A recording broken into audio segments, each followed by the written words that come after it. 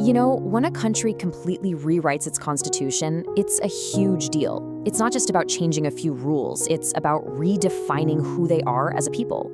Well, something very similar happened inside the Catholic Church.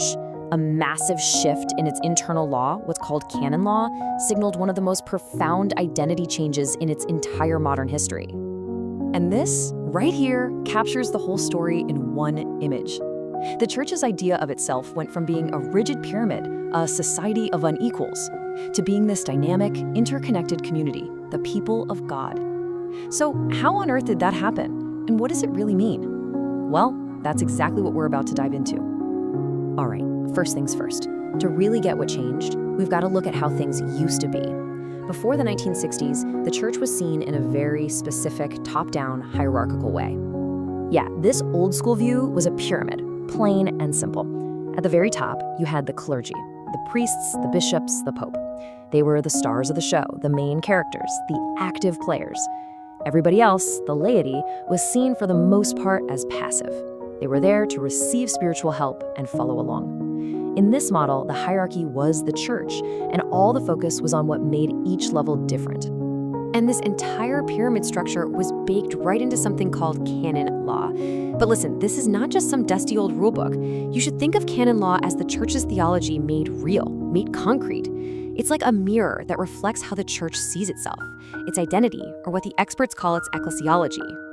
Then, boom, the 1960s happened, and with it, a monumental event called the Second Vatican Council. And this wasn't some minor update.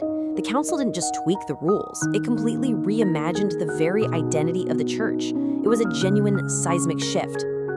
So what was at the heart of this huge change? Well, it was like recasting the main character in a movie. The protagonist of the story was no longer just the clergy. It was now all the faithful, every single baptized person. And as this quote says, this change was truly, absolutely radical. So the council basically created a whole new blueprint. First off, the Church is the people of God. This means authority isn't about power, it's about service. And here's the kicker, all members, not just priests, share in the mission of Christ. This whole new way of thinking meant a brand new focus on the duties and the rights of every single believer. So, what's holding this whole new structure up? What's the foundation for this complete rethink? It all comes down to a single, incredibly powerful sacrament, baptism. The new law puts a new term right at the front and center, the Christian faithful. So who are they? Simple. Anyone and everyone who is baptized. Baptism is the gateway. It's what makes you a part of the people of God and gives you a real share in the Church's mission out in the world. And this leads to a massive legal consequence. It sounds simple, but it's huge. In the eyes of Church law, baptism makes you a person. But hold on, what does that actually mean? Now, this doesn't mean you weren't a human being before. Of course not. In the very specific world of canon law, being a person means you are a subject of the law. It's a legal status that gives you the recognized ability to have rights and duties within the Church community. Before you're baptized, you're not a subject of Church law. After you're baptized, you are. Okay, let's break that down. Baptism does two foundational things. Number one, you become a person in this legal sense, which means you get what's called juridical capacity. Number two, you are officially brought into the people of God. You become a member of the body with the mission we all share. So, what about people who are on the path to being baptized? The catechumens. The law actually gives them a really special status. They aren't technically persons yet in the full legal sense, but they are absolutely considered part of the family. The Church already cherishes them and even gives them certain privileges, which just shows how deeply connected they already are. Okay, so if baptism makes everyone equal, does that mean everyone has the exact same job? Does everyone become a priest? Not exactly. Let's dig into how this new model creates a beautiful balance between being equal in dignity while having different roles to play. The new Code of Canon Law kicks off with this incredibly powerful statement. It establishes this baseline of true equality for everybody. And that equality is about two things: dignity, your inherent worth, and action, meaning everyone gets to help build up the Church. This principle is the bedrock for everything else. So how does this equality actually work with different jobs? Well, the Church talks about two forms of priesthood: On one hand, you have the common priesthood, and this belongs to every single baptized person. On the other hand, you have the ministerial priesthood for the ordained folks like priests and bishops. And here's the crucial part. They are different in essence, not just in degree. The ministerial priesthood exists for one reason: to serve the common priesthood of all believers. This diversity gets organized into three main states of life.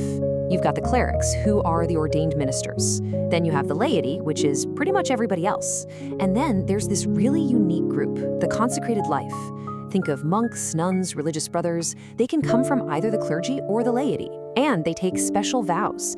It's not a rank in the hierarchy, but a totally distinct calling within the church. So if baptism makes you a person with a real role to play, what does that actually look like day to day? This brings us to the shared rights and duties that define what it even means to live in this new kind of community. This new identity comes with some core obligations. The number one duty, the big one, is to maintain communion, to live and act in unity with the church. From that flows the duty to actively serve the community. And finally, this universal call for every single person to pursue a holy life, right where they are. And where there are duties, there are also rights. But we're not talking about political rights here. These are rights to the spiritual life of the church. Things like the right to receive the sacraments, the right to worship in your own tradition, and the right to follow your own spiritual path, just as long as it lines up with church teaching. And this brings us to the absolute key of how rights and duties work together here. Rights are not individualistic trump cards you can just play. They are always exercised within the community and for the good of that community. You could say that communion is both the reason you have rights, and it's also their ultimate limit. So, there you have it, a fundamental change in law that reflected a monumental change in identity, from a pyramid of unequals to a vibrant circle of the people of God. And that leaves us with one last big question. If the ideal is a community built on radical equality and a shared mission, how does that vision challenge all of us to think about our own roles and our own responsibilities in the world today?